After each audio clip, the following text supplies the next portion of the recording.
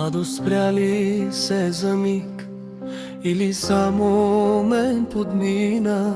От живота малко взех, повече болка ми остави.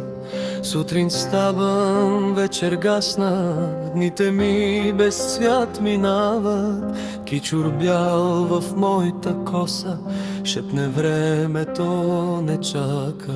Смях загубих, сън забравих, вяра нося, но е ранена. Живота тежи като грях, а душата ми е уморена. Хей, младост, върни се, боли, не оставяй така следи. Не дей навява тъга в сърцето и без друго кърви. Спри се, време, не ме троши, вече нямам сили почти. Старостта тихо ме чака, аз още плача за дни.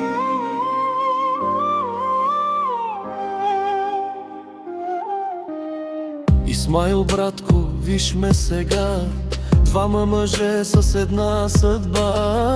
Мечти погребахме млади, а старяхме без да разберем кога. По пътища криви вървяхме, истината с мълчание платихме. Живота ни даде хляб, но душата ни отне.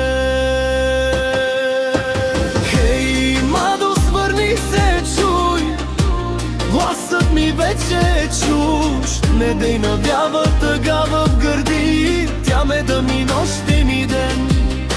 Исмаил, кажи ми ти, защо надеждата боли? Защо човек остарява преди да е живял дори? Ако Бог ме чуе сега, едно ще поискам: див тишина, не богатство, не слава, не власт, само малко мир в сърцата ни. Хей, младост, тръгваш си, знам, не поглеждаш дори назад. С побеляла коса стоя и броя раните си сам. Старостта ми подаде ръка, аз я приех без слова. Само едно в душата тежи, че младостта не се връща. Боли.